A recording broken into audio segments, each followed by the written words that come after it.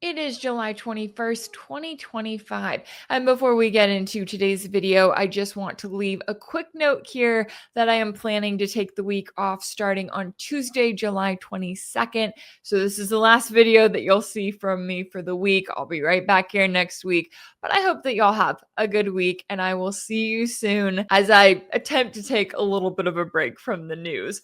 But before we get to that, let's get into today's video as we continue to follow the ongoing situation in Syria, continue to follow the latest reports saying that Julani just misunderstood, right? That he thought that he had the green light from the US and from Israel to, just send his forces, his death squads into southern Syria to target the Druze minority communities there. Oh, and then apparently the US really wants to see a central government in Syria. That's why they put the guy who led Al Qaeda in charge in Damascus. So, how did we get to this point? And what do we need to know about these clashes? Oh, and what should we be keeping an eye on when it comes to the overall bigger picture and what the US and Israel have planned when it comes to using Syria to target Iran? Well, we got into all of the latest with a special guest earlier. So, let's take a listen to that conversation now. Joining me now to discuss is Kevork Almassian, a geopolitical analyst and host of Syriana Analysis.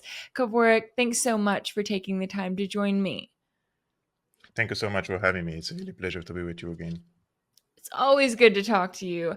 Now, I want to get your take on the latest here, as I know that reports here in the West are saying that the truce announced by the HTS and al-Qaeda-led government in Damascus on Saturday, that agreement is holding up in Syria's Sweida region after hundreds were killed in recent clashes.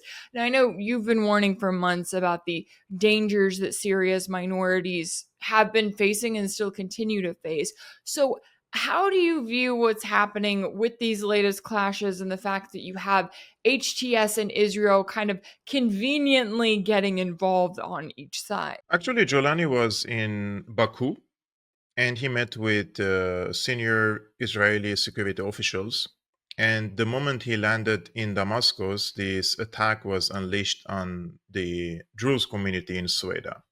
Now, we have two theories here. One theory says that Golani misunderstood the Israelis and he misunderstood the agreement with the Israeli security officials. And they also claim that he misunderstood the American green light, especially when Tom Barak, the special envoy of the US to Syria and the ambassador in Istanbul, talked about that federalism doesn't work in Syria and we need a one centralized government. I don't really believe in this theory, but this is one of the theories that even Reuters has reported about, which they say that there was a misunderstanding.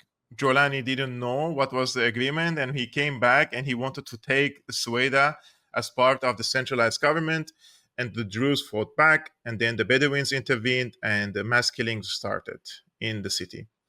However, the truth, in my opinion, I might be wrong, but I have been warning against this type of scenarios for quite a long time because I believe that Golani was selected as a president of Syria by the CIA, by the MI6, by the Israelis, by the Turkish intelligence, by different regional secret services because of the character of Golani, his past, his ideology, and the nature of the army that he is controlling. For example, what they call now the Syrian army. Falsely, this is not a Syrian army, and also the general security. They know the nature of the fighters among the ranks of this so-called Golani army. And once Golani talks about a centralized government, he means that he wants to impose the sovereignty of Damascus over all the ethnicities and the sects. Now, this is good in theory because centralized government, which holds power over the authorities, usually it works well in Middle Eastern countries. However, there's a difference between imposing a sovereignty through state institutions and imposing a sovereignty through massacres and ethnic cleansing. And therefore, when I said that the people who are fighting for Golani, when they go to Sweida, they're motivated by sectarian and ethnic lines, like, which means they're saying that we're going to fight the Druze pigs. This is what they say. And when they went to the Alawite cities, or the cities which are overwhelmingly inhabited by the Alawites in Latakia, Tartus, Banias, or when they ethnically cleansed Homs and Hama from their Alawite community, they said that they're going there to kill the pigs. Therefore, this type of mentality cannot really produce a state. It can destroy a state, which they did already. The hierarchy of the state is completely destroyed and collapsed. Now they are destroying the society, the mosaic of the Syrian society, and the social contract, which there was an undeclared social contract in Syria that each and every community respected each other, coexisted. They each had their own norms and values. They respected each other. They didn't attack each other in an aggressive way to commit genocide or completely eliminate the other side. Now that Golani is in power, all the sides are talking about elimination. All the sides are talking about that we cannot coexist with this side. The Golani side says we want to exterminate the minorities. If you read the comments and the reactions in the Arabic language on social media platforms, you understand that the problem doesn't only start with Golani and end with Golani. It also starts with the people who support Golani, because they're urging him to commit more genocides.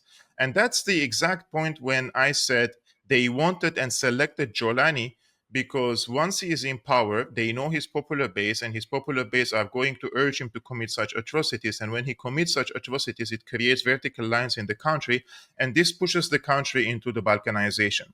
Now, the Balkanization of Syria is not a policy which was miscalculated and it is leading into Balkanization. The Balkanization is the end goal. Now, some of the powers in the region, such as Turkey, Saudi Arabia, and Qatar, they found Golani in power as an opportunity to impose this centralized sovereignty over the entirety of the Syrian geography, in order to have an upper hand in these regional small calculations on the geopolitical scene. However, the Israelis always had the upper hand in this situation, because they have the Americans on their back, and they're able to persuade the Americans to go along with their strategy. Now, the Americans sometimes disagree with the Israelis, but at the end of the day, when the Israelis intervene in a place and impose a reality, for example, when they intervened and bombed some of the convoys of the Golani army when they were going to slaughter the Druze, this was a narrow window of opportunity for Israel to present itself as a savior for the Druze. Now, once Israel intervenes, Israel knows that its intervention, it will increase the tensions, and it will increase this rift between the Druze and the Golani regime.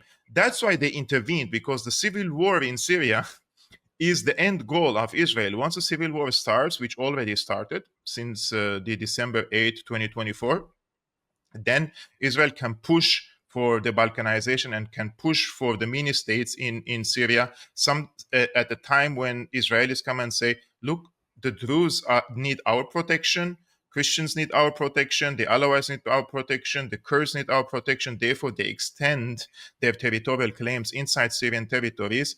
And the goal of this is very, very simple. They are talking about it for quite some time. In the Israeli think tanks, they say that Israel has to open a corridor between the Golan Heights to Sweida, and from Sweida to Al-Tanf border crossing, where the American occupation forces are stationed. And from there, they want to go all the way to the eastern shore of the Euphrates, in order to open a corridor then between the Golan Heights and eastern shore of the Euphrates, where the Kurdish forces are located. And this is called the David's corridor.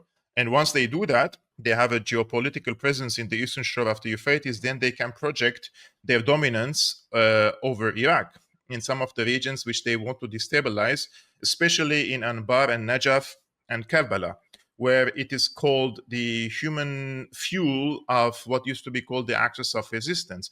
So this project doesn't only target Syria, it also targets Iraq. And once it targets Iraq, it also targets Iran. And Israel is moving on the chessboard step by step, coming closer and closer to Iran. One of the ways they're doing it is through this David's corridor, and the other way they're doing it in the southern Caucasus, when they are trying to open what is called now the Zangets or corridor, which is between Azerbaijan to Armenia and from Armenia to Nakhichevan. And by doing so, they're strangling Iran from all sides. And Iran is not taking any offensive steps to stop this project, and it will find itself in a very, very dire situation very, very soon, something that some of the people or some of the leaders in Iran think that if they negotiate with the Americans or other powers, this could be avoided. It can't be avoided. And waiting, this strategic patience that Iran has selected, in my opinion, is going to end really, really bad, just like it ended really, really bad for Syria. Wow, that is, I appreciate you kind of laying out this bigger picture too, because, in the media, you get this back and forth and they make it sound like, oh, Israel, they're targeting Julani and his HTS government. Look at them, they're bombing Damascus. And it's like, no, I never really bought that idea. They're all working together at the end of the day. But that's really interesting when you start getting into the ways that they are doing this, how they are trying to turn so many of these minorities against each other to get them to fight. And then at the same time, you have the US going, oh, we just want a central government in Syria. It's like, no, you don't. You would have left the central government that was there alone if that's what you actually wanted. So when it comes back to the position that you have Iran in right now, and I know that, we have this current ceasefire. We also have reports saying that, the US and Israel are kind of planning for their next move. Clearly, they did not destroy Iran's nuclear facilities. I don't think that that was their overall intention with their attacks. They carried out some big attacks, but it didn't go much further than that. But when it comes to the ways in which, kind of as you were saying, using Syria, using Iraq, using a lot of these smaller militias, or even trying to take out some of the smaller militias that make up the axis of resistance, how do you view that kind of overall goal coming from the US and Israel when it comes to the ways in which they want to target Iran, and knowing that it's not just going to need quote unquote regime change, that this is about, exactly as you were saying there, targeting Iran from all sides, and really this long game that they are trying to play here? Actually, the Iranians are very good chess players. I mean, it is attributed to them that they started it, right? And they're masters in it. But the Israelis have learned this geopolitical chessboard. Also, they mastered it. And what happened in the past 2 years shows clearly that every step Israel has taken has brought them closer and closer to Iran. For example, they found a very rare opportunity in Syria in October, November 2024 to knock out Assad. And one of the reasons for it is what they needed the airspace of Syria to move their fighter jets all the way to northeast Syria, and from Syria to northern Iraq, or what is called now Kurdistan of Iraq. And from there, they bombed inside the Iranian territories. And the first 3 days were, I would use the word scandalous for Iran, because they truly lost the pace at the first 3 days when the Israelis were bombing the Iranian air defenses and some of the vital infrastructure without serious repelling from the Iranian side, because the Israelis have used different layers of psychological operations, cyber warfare, military warfare, and they had the backing of the United States. In my opinion, in the region, there is something really serious, because I come from this region, I speak Arabic, and I am watching and reading lots of newspapers and media outlets. There is always this intent. I don't know if it is intentional, but they underestimate Israel all the time. This cannot. Israelis are very smart, and what they're doing with Iran is they are coming in a very slow steps, but sure steps. They're coming after Iran from all sides. They're coming in the Southern Caucasus through Azerbaijan. They're coming now in the Middle East through Syria and through Iraq. And they don't mind, for example, regime change in Syria, even if that would bring someone like Golani to power, if that would if they would reach to their goals. And this has happened now in Syria, that they have hit several birds with one stone.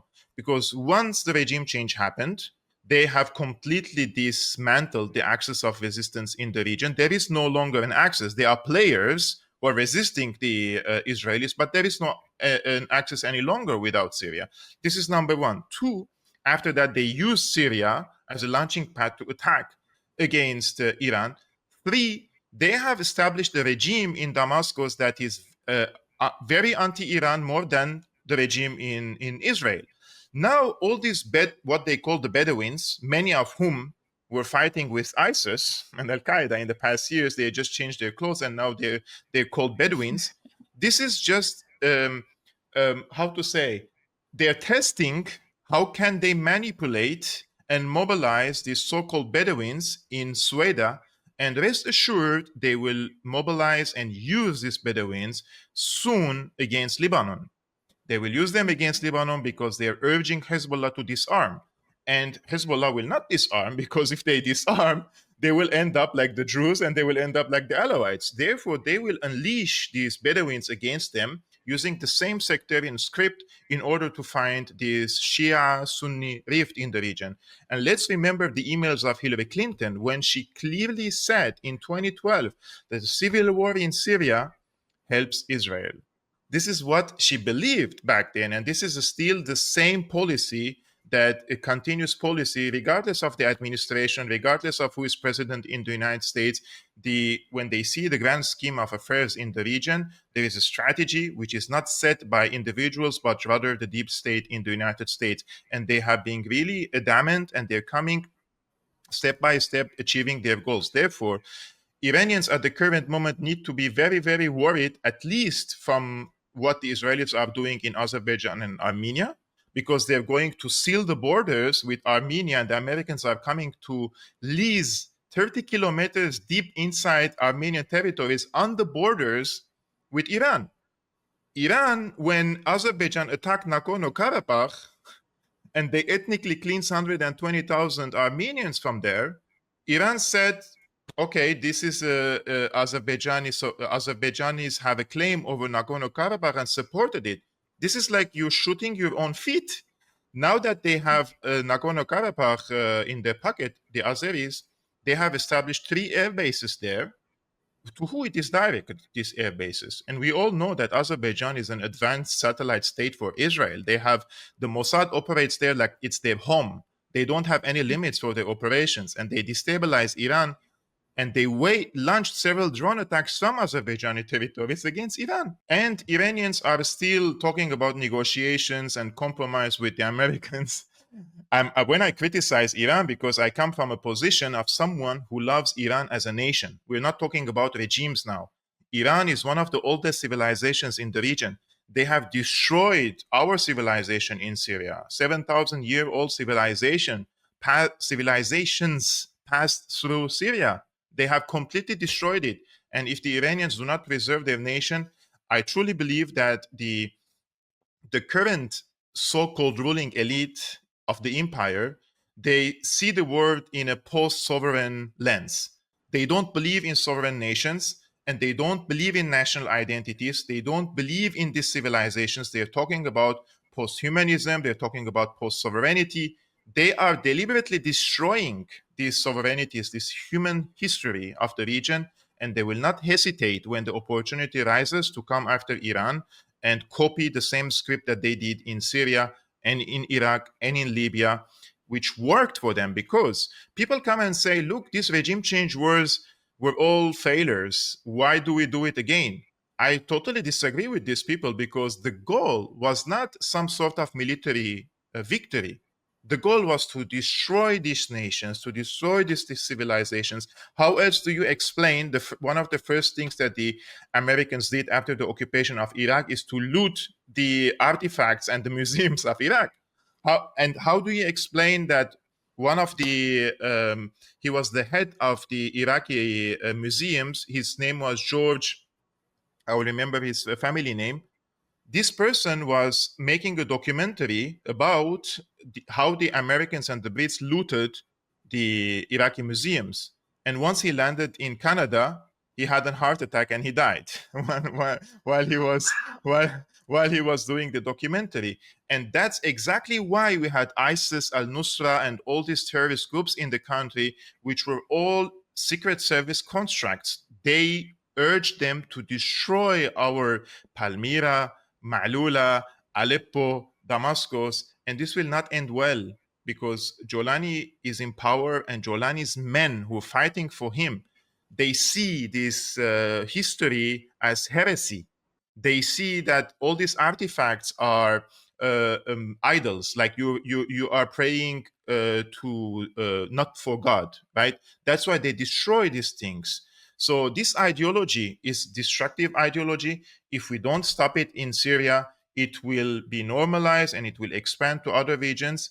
And it seems that nobody is interested to stop this type of ideology at the current moment, because it seems it is useful now against, it will be useful against Hezbollah and against Iran in a later stage. Yeah, it blows my mind exactly as you were saying there, how I don't know. I don't know if it's because they're naive. I don't know if it's because they genuinely think that, oh, the US won't go that far. They will. They will go that far if they have the opportunity, whether it's Iran, Russia, China, whatever, pillar of the multipolar world the US is able to target and to destroy.